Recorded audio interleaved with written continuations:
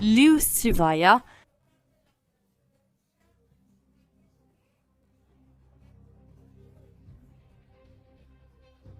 Une réponse vraiment percutante, plus de bombes que jamais vont être utilisées contre le territoire ukrainien. Quelque chose qui répond peut-être à un message symbolique, mais surtout qui répond à l'avancée fulgurante. On le voit déjà sur le terrain. Et à l'avancée absolument inévitable des troupes des forces armées de la Fédération de Russie sur le champ de bataille. Dans le cadre de l'opération militaire spéciale en Ukraine, vont-ils utiliser plus de bombes pour intensifier les attaques ou cela a-t-il une autre raison? Et bien sûr aussi, quel point critique cela représente-t-il pour la Fédération de Russie? Une lecture qui, je pense, sera très intéressante pour ceux qui veulent vraiment suivre et comprendre ce qui se passe dans la zone de l'opération militaire spéciale.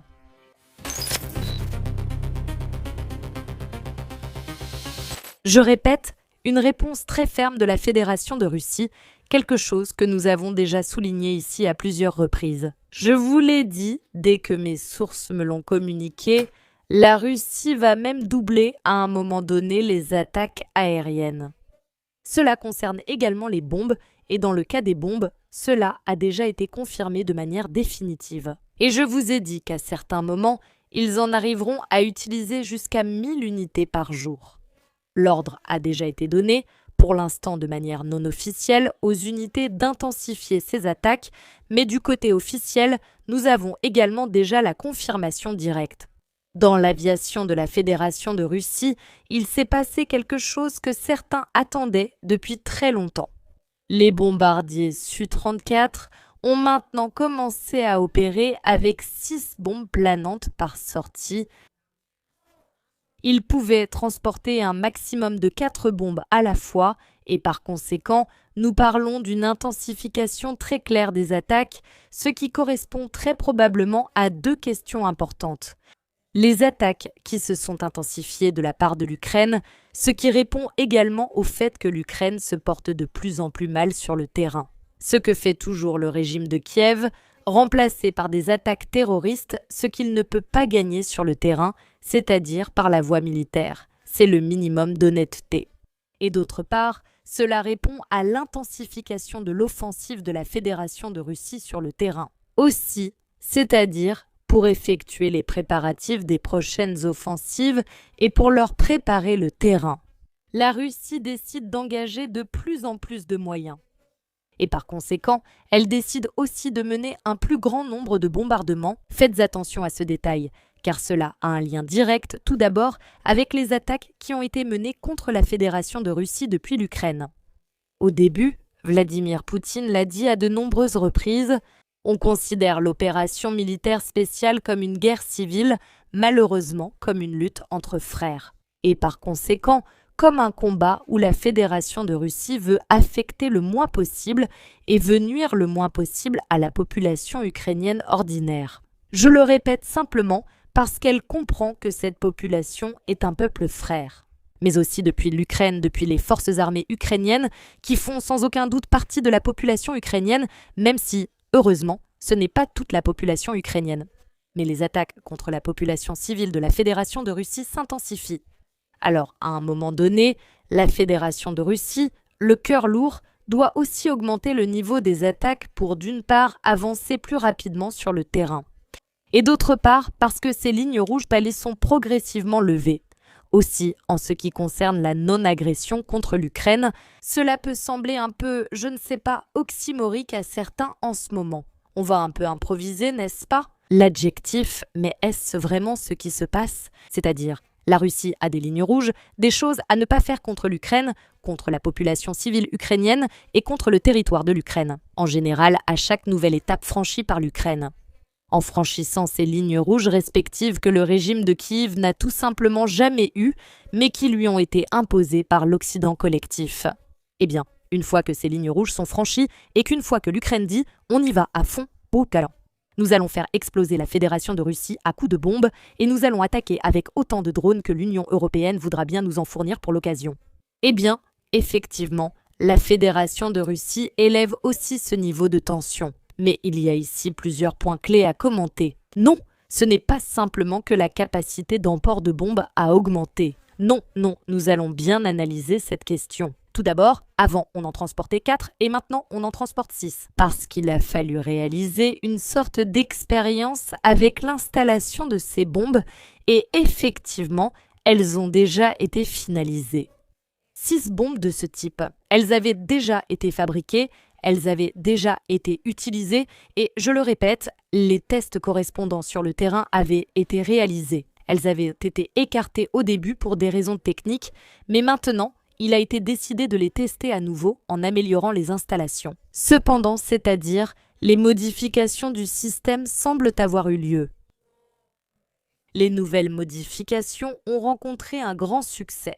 Et par conséquent, en plus de 4 UMP, 2 UMPB sont ajoutés au point d'emport inférieur. C'est-à-dire que nous parlons de 4 modules planeurs et de 2 autres, mais avec des modifications légèrement différentes, précisément pour emporter 6 unités. D'une part, cela va permettre, logiquement, d'augmenter d'un tiers le nombre de bombes qui seront toutes utilisées contre les forces ennemies, lesquelles se comptent déjà par milliers chaque mois. Mais il y a encore des nuances, et ce n'est pas seulement une question de précision de ces mêmes engins avec des modules planeurs. L'un des problèmes des frappes, c'est leur grande systématicité, et c'est pour ça que je vous disais au début, n'est-ce pas? Quel sera le défi pour la Fédération de Russie? Parce que d'un côté, si elle veut intensifier, mais de l'autre, il faudra prendre en compte plusieurs questions. Et si la Russie n'y parvient pas, au final, augmenter la puissance de feu n'apportera pas non plus tous les bons résultats que cela pourrait apporter, non, sur le terrain.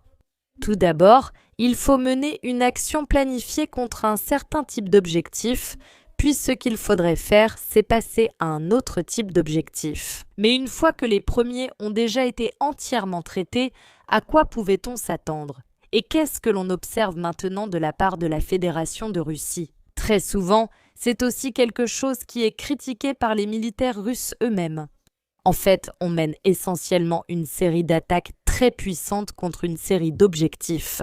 Mais ensuite, soudainement, on change en cours de route pour un autre type d'objectif, puis pour un troisième type d'objectif. Et en conséquence, on termine rarement quelque chose. Pour cela aussi, il y a une raison qui, je pense, est très liée à ce que je vous disais sur le fait que la Fédération de Russie considère cela comme une véritable guerre civile. Alors, à un moment donné, on essaye de ménager les forces ukrainiennes et aussi, on essaye de ne pas causer toute la dévastation possible à l'Ukraine. Il s'agit d'y aller progressivement, d'envoyer des messages d'avertissement, mais avec le régime de Kiev, cela ne fonctionne pas. C'est nul et donc, au final, ce sont essentiellement les propres forces de la Fédération de Russie qui finissent par perdre des points d'attaque. Et c'est quelque chose qu'ils vont devoir gérer d'une manière ou d'une autre et qu'ils vont devoir modifier s'ils veulent vraiment intensifier leur capacité d'attaque. Exactement la même chose se produit, bien sûr, avec ces attaques à la bombe, où s'ajoute en plus une question de priorité des cibles. C'est-à-dire, en ce moment même, en raison de la diminution significative des concentrations principales de troupes. En face, il est bien plus important de détruire avec 3 bombes le centre de contrôle des drones qu'un sous-sol avec quelques soldats à l'intérieur. Il faudra donc évaluer beaucoup mieux. Il faudra mener un travail détaillé de renseignement militaire sur le terrain, pour vraiment finir par attaquer là où il faut attaquer et ne pas finir par attaquer n'importe où. Parce que oui, attaquer une position ukrainienne peut être très bien, entre guillemets, tu comprends bien, pour les forces armées de la Fédération de Russie. Mais si ce n'est pas une position de contrôle de drone, par exemple, eh bien cela ne se traduit pas par un dommage réel, mais plutôt par des dégâts limités, même s'ils peuvent être nombreux sur le moment.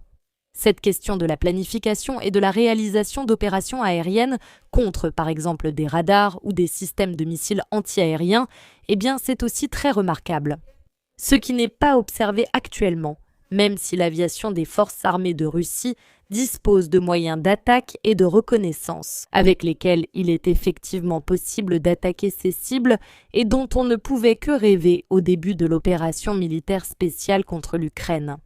L'augmentation du nombre de bombes, donc, largués depuis la Fédération de Russie pour les forces armées de la Fédération de Russie. C'est effectivement une bonne nouvelle, car cela va très probablement aider à progresser sur le terrain.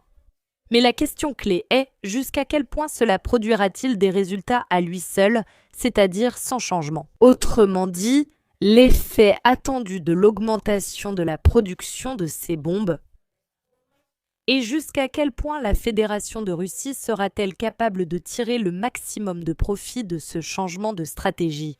Ou est-ce que cela va simplement se limiter à détruire un plus grand nombre de positions ukrainiennes, ce qui, je le répète, a évidemment une utilité réelle sur le terrain, mais n'a pas toute l'utilité réelle que l'on pourrait en attendre. En attendant, là où l'on devrait sans aucun doute s'inquiéter, c'est au sein des forces armées ukrainiennes. Parce que la Russie s'améliore ou non. Pour l'instant, ces améliorations dans la stratégie d'utilisation de ces bombes qui finiront par être utilisées en plus grande quantité, un tiers de plus, contre les positions ukrainiennes.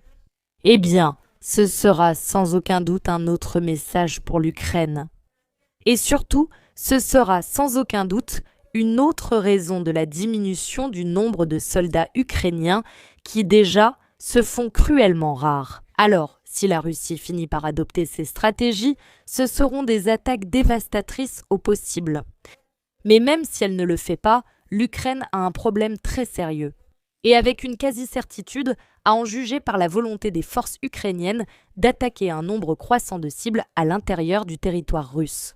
Et donc, apparemment, à être prête à faire face aux conséquences, puisque ces attaques ne feront que s'intensifier. Et le problème, pour l'Ukraine, cela ne fera donc qu'augmenter à l'intérieur du territoire de l'opération militaire spéciale.